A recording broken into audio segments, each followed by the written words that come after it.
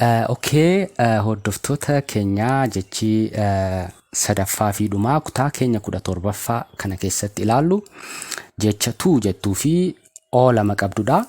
Egaa jecha tuu jedhuu fi oo tokko qabu kan amma ilaallee turre. Garaagarummaa baay'ee qabu, wal fakkaatoo miti warreen kun lamaan. Isa kana bakka biraatti fayyadamna, isa kanas bakka biraatti fayyadamna. Namoonni baay'ee jechoota kana lamaan wal fakkaataa itti fakkaata. Keessumaa namoonni ingiliffaa akka haaraatti eegalan beginner kanneen jedhaman lamaan kun wal fakkaataa fakkaatu. Yeroo itti fayyadamtan illee kana booda wal fakkaataa miti. Inni kun samiidha, inni kun lafadha. Karaa kamuu waliin fakkaatanii ishee kana akkasitti qabattanii isa kana bakka fayyadamuu qabdanitti fayyadamtu. Isa kana immoo bakka fayyadamuu qabdutti fayyadamtu jechuudha. Jechi tuu yeroo isin sagaleessitan yookaan yeroo isin afaan keessaniin dubbattan ishee kana tuu jettu. Ishee kana immoo oo sana xiqqoo dheeressitanii tuu jettu. Akka nama uu lama waamutti tuu jettu. Isheen kun garuu tu akka jechuuti.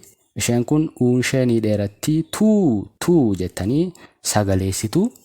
Lamaan isaanii yeroo faranjoonni illee dubbatan akka dhageessanii gargar baafataniif jechuudha. Egaa jechi kun faayidaa guguddoo lama qabdi kan isin sadarkaa kanarratti beekuu qabdanii.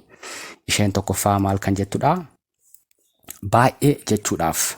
Wanti tokko baay'ee ta'uu isaa ibsuudhaaf jecha tuu jedhu kana fayyadamuu ni dandeenya. Wanti tokko baay'ee ta'uu ibsuudhaaf jecha tuu jettuu fi oo tokko qabdu fayyadamuu hin dandeenyu. Garaagarummaa baay'ee qabu. Wal fakkaatoo iyyuu miti. Walumaa galatti wal fakkaatoo miti. Jechoonni lamaan kuni wal fakkaatoo akka hin taane beektanii garaagarummaa isaanii adda baafattanii itti fayyadamuu qabdu.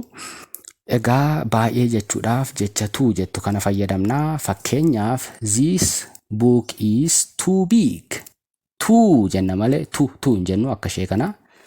This kana book kitaaba is too kan jettu kun amma fakkeenyaaf as keessatti big kan jedhu kun guddaa akka jechuuti. Wanti tokko baay'ee guddaa akka ta'e ibsuudhaaf tuu kan jedhu kana fayyadamna. Fakkeenyaaf this book is big yoon jedhe ishee kana dhiisee jechuudha. Tuu kan jettu kana dhiisee maal jechuu kooti? Kitaabni kun guddaadha. Kana baasee this book is big yoon jedhe kitaabni kun guddaadha akka jechuuti. Hagana ga'uu danda'a. Garuu jecha tuu jedhu yoon itti dabale maal jechuu kooti? This book is too big. Kitaabni kun baay'ee guddaadha. Guddinni isaa xiqqoo kanarra guddaadha akka jechuuti. Baay'ee guddaadha akka jechuuti. Baay'ee jecha tuu jettu kana baay'ee jechuudhaaf. This book is big. Kitaabni kun guddaadha. This book is too big. Kitaabni kun baay'ee guddaadha jettanii jecha tuu jedhu kana baay'ee jechuuf itti fayyadamuu ni dandeessu jechuudha. Mee example lammaffaa yookaan fakkeenya kanan biraan isinii kennaa akka sirriitti isinii galuu danda'uuf. It is too cold. Cold jechuun qorra yookaan qabbanaa'ummaa ibsaa. Jechi it jettu kun akkuma kana dura ilaalle kutaa keenya tokkoffaa keessatti akka ilaalletti wantoota bakka buusnee dubbachuudhaaf jecha itti fayyadamnudha. Fakkeenyaaf it is too cold yoo jenne qabbanaa'uu wanta tokko kan ibsudha. It is too cold yoo jenne haala qilleensaatu qabbanaa'aadha. It kan jettu kun haala qilleensaa bakka buutii. Fakkeenyaaf it is too slow yoo jenne fakkeenyaaf interneeta amma isin fayyadamaa jirtan interneeta jechuudha. Yoo speediin isaa yookaan ariitiin isaa xiqqoo slow ta'e, ariitiin isaa yoo xiqqoo slow ta'e yookaan speediin isaa xiqqoo ta'e maal jechuu dandeessu? It is too slow jettu. Too slow yeroo jettan immoo baay'ee maalidha? Suuta deema akka jechuuti. Slow jechuun suuta akka jechuuti.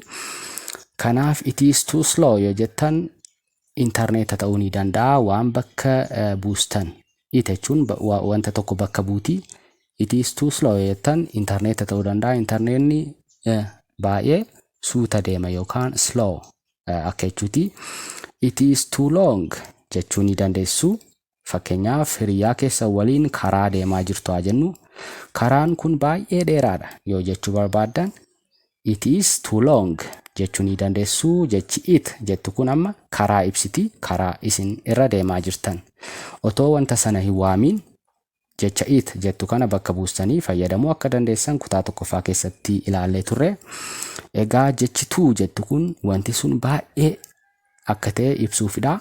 It is too cold jechuun baay'ee qabbanaadha yookaan baay'ee qorraadha. Maaltu haalli qilleensaa? It kan jettu kun haala qilleensaa bakka buuti. Fakkeenyaaf it is cold yoo jenne too kana dhiifne jechuudha. Too kana keessaa baasne it is cold yoo jenne ni qorra akka jechuuti. Haalli qilleensaa ni qorra akka jechuuti. Garuu jecha too jedhu kana itti daballee it is too cold yoo jenne baay'ee qorra akka jechuuti. Fakkeenyaaf intarneetni isin fayyadamtan intarneeta jechuudha. It is slow yoo jettan ariitiin isaa yookaan speediin isaa baay'ee gadi bu'aadha, suuta deema akka jechuuti. Wanta tokko download yookaan sirba tokko download godhachuudhaaf speediin isaa suuta deema yoo ta'e maal jettu? Slowdha jettu. Yoo daddafee deema yookaan ariitii guddaa qabaate immoo maal jettu? Fast. Fast jettu kun ariitii guddaa kan qabudha. Slow jechuun immoo ariitii xiqqoo akka jechuuti. It is too slow baay'ee ariitii hin qabu akka jechuuti. Baay'ee.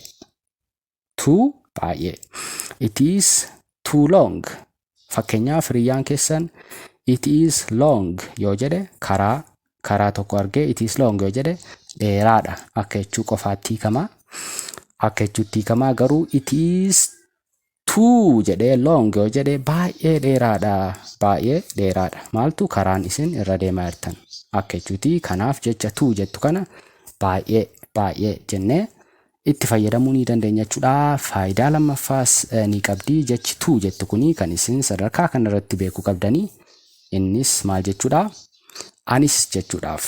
Anis namni tokko waan tokko jedhee anis yoo jechuu barbaaddan jecha too jettu kana fayyadamuu ni dandeessu. Egaa bakka too jettu kanatti ishee kana fayyadamuun dogoggora guddaadha. Hiikaa garaagaraa waan qabaniif waan isin dubbattan sana bakka biraa geessuu danda'a jechuudha.